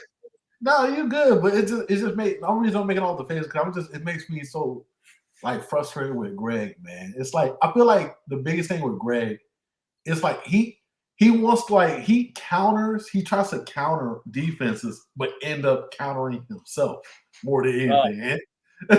You know what I mean? It's like we'll watch it and it's like, God damn, man, my bad. Excuse my language, but like it's just do it. We're seeing it. Just keep on doing what you're doing, run the ball or do whatever, and then Greg be Greg. A great room and outsmarting himself. So, Jake, I want to bring up one of great friends of the show, Tanja. Have you answer this for us, Jake? Good evening, guys. Lamar was mad. He said twice in his presser he only threw 16 times. Roman can't open it up. Garnett and I said our piece on this earlier in the show, so I really wanted to get your opinion on this. I agree with Tanja, by the way. Garnett does. Hard to get in a rhythm when you're only throwing, I think it was 18 times technically. But Garnett, we talk about Lamar pressing. Well, now wonder, bro, you're like a 3-point shooter specialist coming off the bench. You want to get your shots off when it's your time finally to get in the game. Bro, we got to find a way to maximize Lamar, in my opinion. If you disagree, that's go ahead. But to Tanja's comment, she thinks he's a little bit upset with being game manager Lamar. Yeah, I mean, I definitely saw that too. It was a very weird game script. Having Lamar only throw the ball that many times, it was just bizarre. You have Bateman in the game. He led the team in catches, 4 catches, 5 targets, and the one miss was a drop by Bateman. Even though Lamar had a little bit of zip on the ball, it's a little high, but not anything that a receiver shouldn't catch. It was a good pass, and Bateman just doesn't have the surest of hands right now. So yeah, it's frustrating when your quarterback can't get into a rhythm, and I think that is something that will be a focus this week. Sometimes it really is. It does seem like G-Row just gets in his own way. He tries to outsmart himself, and really what he does is hurt the offense and kind of the flow of the game. There you go. And Tanja agrees with you. We're on the same page, Tanja. So what I'm hoping this week is we look at the stats. Sorry, let me take Tanja off there for a second. So G-Row tends to come into the game with a game plan and stick to it through hell or high water. Like he wanted to run on this Browns team. We weren't having the same success, but he refused to kind of open it up, go to the quick passing game on early downs, and it kind of hurt us. When I'm looking at this Bucs defense, I want y'all to pay attention to the Ravens rush offense, Bucs rush defense right there. The Bucs rush defense, middle of the pack. Their pass defense is very good. So I'm worried, Jake, that in this game they're going to look at the rush defense of the Bucs and say, "Hey, we can run it again," and abandon this passing game, even though we just saw the Bucs are down their first 2 corners. Yeah, and their best safety. So yes, Yeah, I do agree. It's one of those games. The Ravens just saw the Panthers without Christian McCaffrey run the ball like crazy on the Buccaneers, and it just seems like a trap. Like as a Ravens fan, you know Greg Roman is going to attack with the running game when he can, and the Buccaneers certainly bled that way last game. But man, their passing defense is short. Some real talent right now, and you have Bateman healthy. I think healthy enough to play in this game. You have Duvernay. You may or may not have Andrews. You have Likely. There's plenty of guys to hurt this defense, and it's going to be interesting to see what they do. I definitely anticipate more than 16 pass attempts for Lamar Jackson in this game. I think that's extremely easy to say. It's a very low bar to set. But I could see this game going either way, but I do anticipate a little bit more of a pass-heavy game script. The Buccaneers traditionally are a good rushing defense, and I think Akeem Hicks will play this week. I know he's questionable, but he's been limited, and he is a big piece to that run defense. there you go, Garnett. I want you to comment on this as I try to find it. Shrimp Trawler, I believe, brought it up earlier. But between after tomorrow, we have one game between tomorrow and November the 20th, which I think is like the week of Thanksgiving. Bro, we're going to have a chance to get healthy here. If we can come out of this week and next week with 2 wins and all that time off, like I want to, like, you never put the cart before the horse, Garnett, but it's true. Here it is. When the clock hits 0 on Thursday, we have 1 game and 22 games. We'll have 1 game between tomorrow and November the 20th, Garnett, which kind of makes these NFC games kind of important, even though they're NFC games. Yeah, for me, like just to go off that too, but like if PJ freaking Walker can have a game, you mean to tell me Lamar can't do it? I'm sorry, hey Jason, you want to bleep this out? We're gonna have some fucking problems, man. I'm sorry, man. That really it irks me if you telling me that we don't trust, like the Panthers, they can trust PJ Walker that literally is playing with a makeshift team right now, a dumpster fire in Carolina. Like, no disrespect, and he lit them up, and I don't know, man. That's a whole different thing, but yeah, this 22 days will be perfect. After that, it'll be the Saints that we catch a bye, right? This is a perfect game to where you, like, as we, keep on beating this dead horse, is to figure out what you have in house, like to figure out, somebody talked to me earlier about, this is going to be a good test for Linderbaum going against Vita Vea. And I told him Linderbaum has been battle tested since week 1 all the way till now. So I'm not really worried about him. I think he's going to do his part.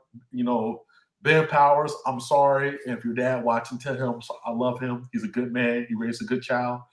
Like, Ben Powers has been doing phenomenal. Like for shocked a lot of us.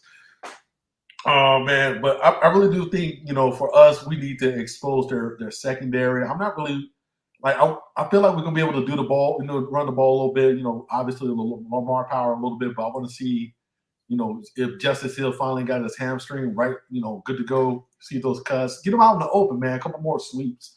I would like to see that, but yeah, just their run defense is pretty damn good. I think so, but at the same time though, they ain't played a team like us. And I feel like we can expose that along with their barbecue chicken is their secondary. No disrespect, but it's time to eat, fellas. It's time to freaking eat. Fall off the bone, good. Yeah, not, but yes. So let's start at the top, Jake, like we usually do. We freestyled a little bit there, which is great, man. I love that on the show. Ravens offense, points scored a game, still 6, bro. Like, it's so funny because we're down on the offense, and we know it's because we know it can be better. We know it can be. We know we're leaving stuff out there. Still 6th in the league, 25.9 points a game. This Buck defense is a good one overall. Now they're missing some key pieces, but it's a short week. You know how Thursday's games go, Jake. They're low scoring, kind of sloppy, penalty filled. They're only allowing 17.7 points a game, which is the 5th scoring ranked defense in the league. Just from a general ballpark, we start with you, Jake, and go to Garnett. Like how many points can the Ravens put up in this game? What would you expect? That's the tough thing about Thursday night football. It's hard to predict. This past week, Thursday night actually was a score fest. It was a crazy game. 2 pick sixes by the Arizona Cardinals. So they had 28 points of offense, and then they had 14 additional points because of their defense. And the Saints put up points too. So you don't really know what you're going to get, but most of these games are low scoring, not good for players, lots of injuries.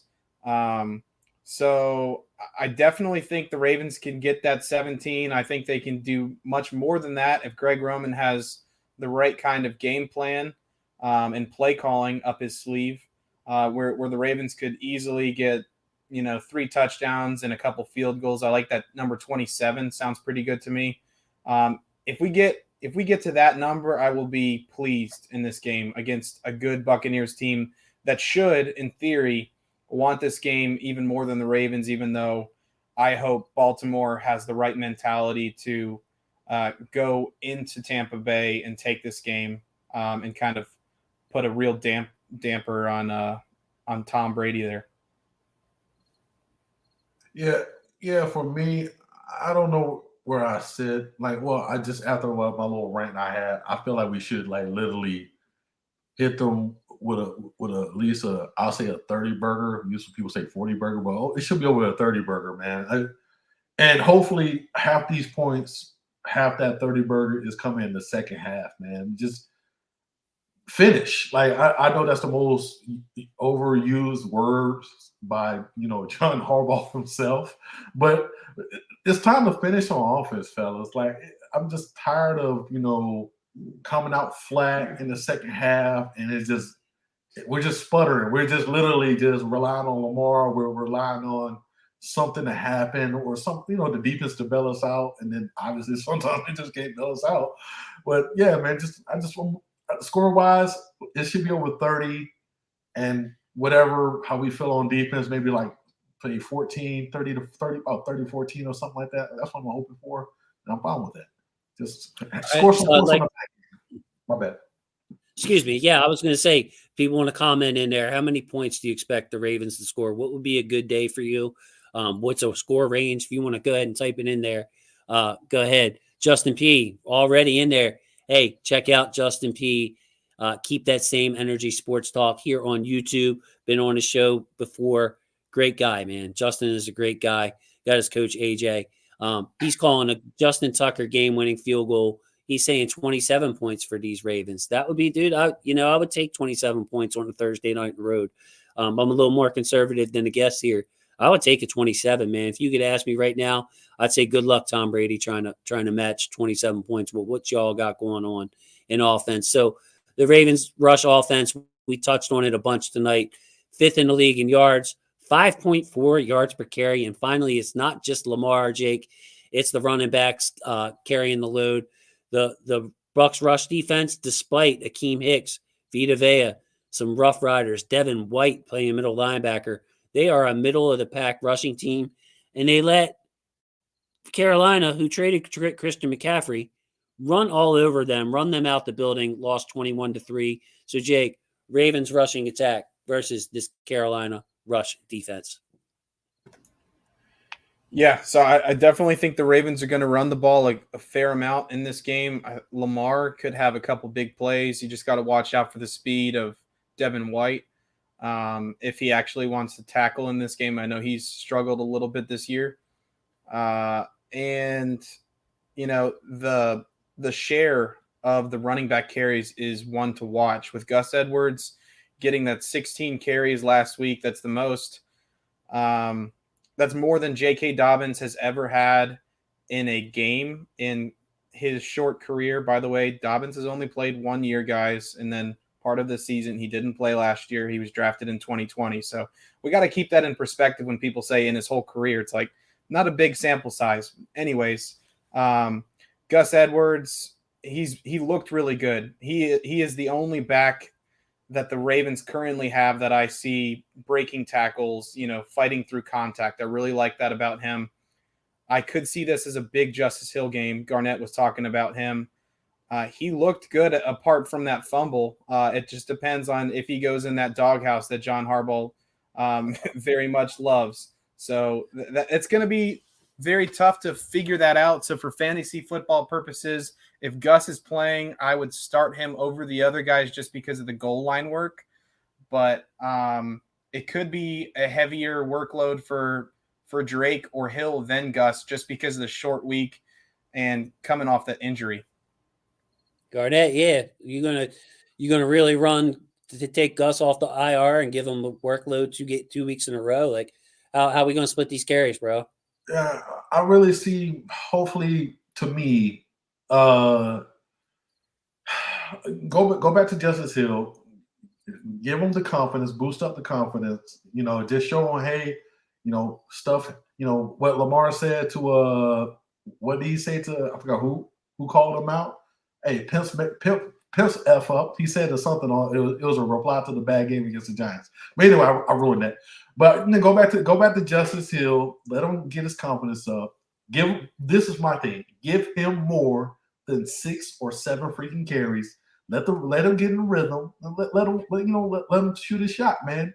And then on top of that, obviously you can put Gus in there, sprinkle Gus downhill. Let us get his legs too. Legs more than carries. And then after that, man, Kenyon Drake. Kenyon Drake is a perfect example of, if you use him correctly and not doing his horizontal bull crap in the offense and let him hit the hole instead of trying to do speed sweeps and all this weird stuff. You go from 100 yards one week to literally not 1.8 yards the following week. I just don't get the game plan, Greg. So help these brothers out and put them in great situations to be successful. I'm with you, Garnett. Kenyon Drake's carries didn't have a chance, and last week it was just they were dead. They were dead to rights. It had nothing to do with Drake. Coming off a big week too against the Giants, I would have liked to see Drake get some of those same type of runs. I wouldn't be surprised if Kenyon Drake is the leading carrier as far as number of carries tomorrow night because of Gus. Because, like you said, Garnett, they don't for whatever reason they don't feed Justice Hill. He's just like a rollback. So I wouldn't be surprised to see Kenyon Drake lead the team in carries tomorrow with around 12, 15. Gus get it about 10, and Justice Hill only get 6 or 7. Maybe Lamar gets his handful depending on the game plan. But pass offense, the Ravens. Whereas it's let's see, I think Tanja pulled it up. Lamar's quarterback rating have gone down dramatically. We've got to get this passing game going if we're going to do any damage in the postseason. The Ravens pass offense now, it was really high up there, guys, top 5 in the league as far as yards per attempt. Now we're 15th in yards per attempt. Still up there in touchdown passes, but of course that's buoyed by the early season success. You look at this Bucs pass defense. Now, I don't know if this has to do with their front four being really good or the cornerbacks playing good or a combination. 22 sacks for the Bucs defense. They get after the quarterback. Lamar cannot afford to hold the ball here, Jake. We are going to need to get some separation from these wide receivers and Andrews to be able to get the ball out, because you can see Tampa Bay's pass defense across the board is very, very good. Of course, they're dealing with those injuries, which is the elephant in the room, minus Antoine Winfield, great safety, and 2 starting corners. But talk about this Ravens pass offense against this Bucs pass defense. Well, something that we talked about a lot last year, I'm going to bring up here, and that is the short passing game, the quick passing game, ball out quick. Those are all things, they're synonymous terms. I want to see the Ravens and Lamar do that. I know Giro dialed it up for Huntley because he just doesn't extend plays. He's not special like Lamar in that way. And it's kind of this weird balancing act when you have a quarterback that makes the most spectacular plays when he is extending and making things happen, and you are trying to put him in a box and ask him to do these smaller elementary things to just get the ball out to a playmaker, at the beginning of a play. But I really want to see a little bit more of that sprinkled into the game plan so that Lamar can get a rhythm in this passing game, so that playmakers like Rashad Bateman, who has proven time and time again that he is quite a nice yak player for this team, get him the ball, get him going, get Devin Duvernay the ball. Greg Roman even talked about putting like an exclamation mark next to his name in the game plan. And last week, Duvernay was hardly involved outside of that really nice, deeper completion. So get the ball to the playmakers quickly and see what can happen. Take some of that pressure off of the offensive line, and then you're good to go for the passing game. I think that'll really get things going. Garnett, we're going to see this, bro. We're all calling for it. Can we get the ball? Can we get some Duvernay, some scheme touches? Get the ball out of Lamar's hand and stop asking him to be Superman and bail us out here.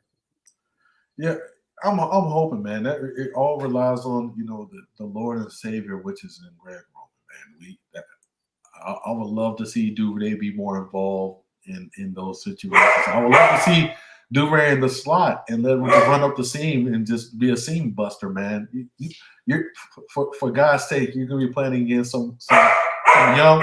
My dog, even my dog in the background wants to see Duvernay get involved. See, I'm talking about. See, but yeah, just be a seam buster against a secondary that's beat up. Is a safety is that really, probably gonna be urinating down his leg a little bit when they see guys in certain places not familiar with it. They're probably gonna, oh crap, I'm playing against Lamar. There's Mark Andrews, maybe. There's something. So I don't know, man. There's a lot of great opportunities to be had, but Roman has to be the one that wants them. That's right. That's right, man. And Deshaun Jackson, I would not be surprised if he's involved in this game. Just because you talk about the safeties, young safety filling in for Winfield or whatever, that's Deshaun Jackson streaking down the field. You better pay him some attention or else you're going to find your butt on the bench. GTB. Yeah, bro. And I could see that opening up things, even if he's just a decoy, opening up things for other players, Bateman, Duvernay, some other players. So switching sides of the ball, this Bucs offense is struggling like all get out, bro. Like they started the season, they beat Dallas and New Orleans handily, but it's been downhill ever since. Garnett had to check out real quick. He will be back. But Jake, 17.7 points a game. The Ravens defense, the numbers keep going up for them. They're now down to 23 points a game. They allowed 20 to Cleveland. I would love to see the defense dominate this game, Jake. I mean, just go ahead and shut these guys down. Yeah, I'd love to see it too. It's definitely a little bit nerve-wracking. It's more of a like a mental aspect to the game, not as much what have we seen recently. It's more the motivational factors that are possibly in the Buccaneers' favor that has me a little bit nervous with this matchup, rather than what they've put on the field, because they have some weapons. You know what, bro? I feel like team. You're good. Sorry about that. You cut out for a second. I thought you were finished talking. What I was going to say is if we get a turnover early or on offense, a big play early, we could see this Buccaneers crowd turn on them. They're 3-4. They're still in first place in the division. So I feel you on like the motivation factor. They need this game even more than the Ravens do in a lot of aspects. But man, one bad play after what they got blown out against the Panthers, a game they expected to win. I could see the crowd turning on them. And of course, it's Florida. A lot of Maryland people will be down there, including our buddy Engraven Vids, making the trip over. But I expect the Ravens to have a nice contingent over there, man. And it all comes down to me to their passing game, because let's go to this rush offense of the Bucs. Bro, we got a couple of 32s up there, Jake. 64.4 yards per game. Can you imagine that? They're only averaging 64 yards a game passing. And the reason is because they're only averaging 3 yards per carry, which is like way below the pack, bro. 3 yards per carry for Leonard Fournette and company down there. the Ravens' rush defense has, again, gotten better. Teams aren't trying to run on us a lot, only 105 yards a game, giving up 4.5 yards per carry. But, bro, just shut down this run. We cannot afford to give this run game any life for the Tampa Bay Buccaneers. I agree. Big time. Leonard Fournette and that rushing offense has not been moving the ball at all. I really expect this game in so many ways to be one of those that's really tough to predict going in, simply because I think all of these narratives going into the week are a huge motivational factor. Tom Brady maybe is going to be more dialed in, and Calais Campbell is not playing. So I do think the Bucs are going to lean into the running game. They're going to try to get the play action passing game going.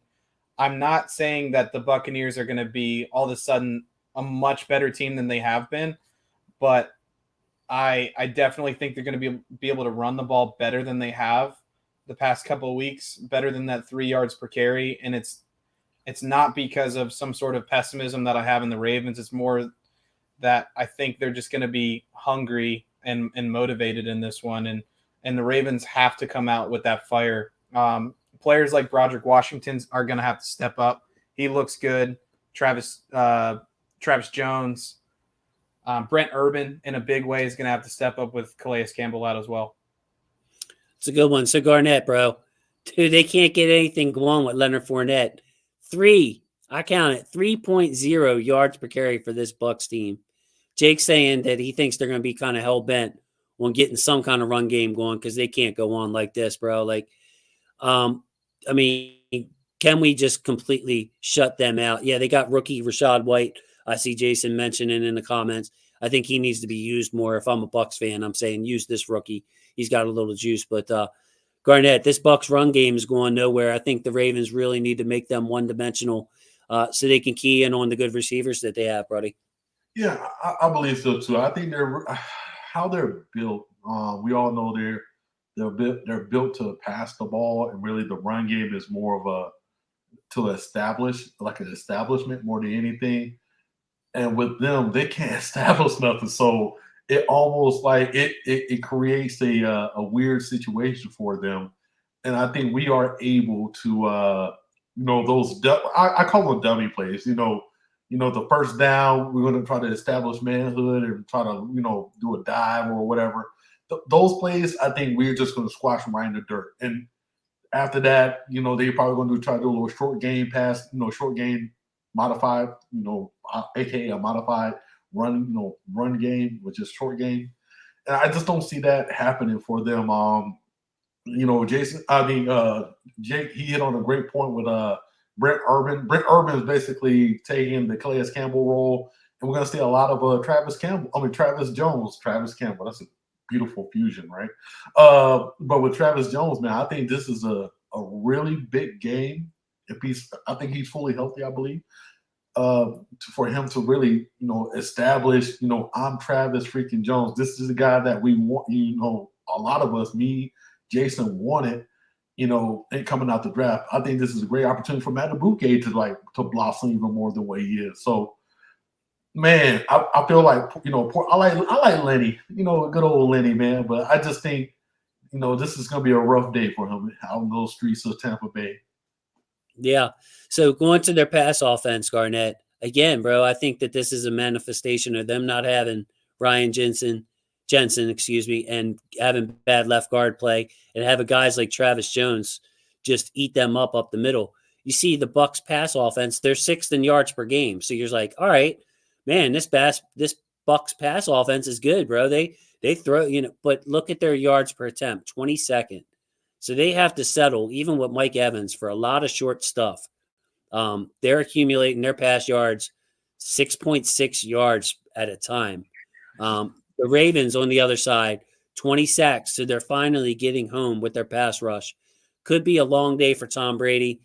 Talk about containing Chris Godwin, Mike Evans, and getting pressure on Tom Brady. Garnett, we'll start with you on this one, man. You were just talking about it. Yeah, man. So with our pass defense, I love it. I already talked about the interior push of what the people that should be able to dominate. And like I said earlier, with their offense, man, they used obviously at passing yards is 6, but like what you just said about the yards per attempt, they're treating their short pass game like an extended run call basically. So this is a great. I am going to say that this is a great opportunity for certain corners to make a play on the ball and maybe return it. Yeah. Names unknown, but players they have a strong possibility. So, but at the same time, hey, this is a great, like I said, this is a great game all around for the defense. We can try. Hopefully, we can give a game ball out to a lot of people on this defense. But hey, man, we'll see how it goes. Like I said, man, I'm not worried about the defense. The defense has been stepping up tremendously in all areas. Even the linebackers. Malik Harrison, every week he's getting better, man. He's getting to the player that I thought he could be coming out of Ohio State. And also, obviously PQ is doing his damn thing, blitzing up the A gap and just doing whatever he can, sideline to sideline, man. So, but yeah, man, their pass offense is, it got a lot of big names. I think Mike Evans, he wants to redeem himself of that 65-yard bomb he dropped, but I think it ain't going to happen against us. Jake, could you see Marcus Peters jumping one of these short passing routes? You said the name. Oh. Yes. Oh, no. I will reference back to, was it earlier in the season? I think it was early this season when Garnett mentioned MP making a play on the ball. Was that this season, Garnett? No, I think you're talking about last year for Chuck Clark. Okay, yeah, you did the Chuck Clark one. I don't know. I don't even know what I'm talking about. But yeah, no, the MP was like, I want to say what game was it? I don't even remember. I know I called it though. You're right. I know what you're talking about now. Yeah, I don't know why, Jake. He's afraid to put it in the air because usually he puts it in the air and it comes through. He's the luckiest, smartest I've ever met. I don't want to jinx it, man. I definitely could see MP or, maybe Humphrey. Maybe he actually has a pair of hands during the game. We saw a couple picks this year by Humphrey. So you never know who it could be. Maybe Kyle Hamilton gets a pair of mitts on a ball this year. So definitely could see that happening on one of these, quick passes, kind of like a screen pass, maybe something like that. Pass to the flat. That would be great. For me, this Buccaneers passing offense is dangerous because of Mike Evans and because of Chris Godwin. But at the same time, if the Ravens can limit their rushing attack and really kind of force them to throw the ball consistently, it's great. It's a great thing it plays into the hands of Mike McDonald and what this defense is becoming. I truly believe the pass rush is getting there. Travis Jones has looked great in spots. The interior, Justin Matabike is really coming into his own. We thought last year might be the year. This year seems like it is. Adafe Owe, Justin Houston, man, he's still the best pass rusher on this team, and he's so daggone old, for being out on the field. So I really think the pass rush can get there, especially with the way Brady likes to target Mike Evans deep down the field. If we get into those situations and they don't have one of their starting guards playing, Luke Gadecki, man, I just want to see those interior defensive linemen put pressure on Brady because that's where he hates it. That's where pretty much any quarterback ever hates getting pressure is up the middle. So I'm big time excited for what the passing defense can do for the Ravens. All right, so here we are, Garnett. Final thoughts time, bro. Great show. Really tight. Go ahead, man. Take it away. Bucs versus Ravens Thursday night. Lamar versus Brady. Front of the country after this one game in 20 however days. Hey, so I'm going to bring it back a little. Oh, my bad. I was going to bring back a little nostalgia, Jason. So let's say the Ravens are on the field at the 20 or the 25. Lamar's there. What are you expecting out of Lamar? I don't know. That's kind of a general question. I don't know if I usually I effed it up But you used to always ask that question to me and Jacob back in the day, like, Ravens are on the field. What are you planning on seeing? I mean, trying to bring it back. No, I got you. Yeah, you didn't set it up great, but yeah, hey, I expect Lamar to hit Deshaun Jackson tomorrow on a big play. That's my bold prediction. I like to go bold with it, bro. I ain't just gonna say something easy. I expect Deshaun Jackson and JPP, by the way, to show the Bucs what they're missing. I like that. Dropping the cojones on the table. I like the JPP one and the D-Jax. I do think that he is very likely to get a big play in the game tomorrow. Tanja was on it as I was saying it, man. Yep. Yeah. Hey man, JPP can get his hand on Brady. That'd be pretty cool. Yeah, everybody wants to sack Brady, bro. You know it. Like Oweh knows this is going to be his only chance. You know what I mean? Travis Jones, only chance. Dude, your first sack maybe of the season or somebody. It's going to be great, bro. So with that, guys, what a great show. Thank you to our guest, Jake Vogel. Hopefully, Jake, I didn't know that you slowed down with the pod and had all this work stuff going on, man. Hopefully we can get you for another hour coming up soon to do this. Sure. Sounds good. All right. Great, man. We miss you. Chemistry is... Yeah, thanks, man. You guys want to do score predictions, or are we not doing that because of the on-off win-loss thing? I do not do score predictions. My prediction I gave them. JPP I expect to make a play, Deshaun Jackson to make a play. I expect that it'll be a low-scoring, ugly game. My thing on Twitter that I put out, first team to 17 points wins. That's the kind of game I'm expecting. So that's my final thought. All right, I'm on that too, man. I'm really trying to. I said the 30. I said the Ravens should drop 30, but shoulda, coulda, woulda, right? There's a lot of things out there. Yeah, I think if the Ravens get to 27, they win for sure. That is my prediction on the score in this one. I will also say Justin Madubuike and at least one other interior defensive lineman will get a sack on Brady. And I really like the JPP and Deshaun Jackson. I don't really want to piggyback, but I agree with those predictions by Jason. With this, I want to say perfect time. Thank you to our football family. Love our football family. Thank you for tuning in. We'll be back next Wednesday, same time, 8:30 to about 10:30 Eastern time. Please check in. Please comment. Thank you to everybody who watched on the replay. Give it a thumbs up on your way out, man. Hit the like button. It'll help get us seen. So for Jake and Garnett, I want to say goodbye. Fellas, say goodnight to the people for us. Peace. See you guys.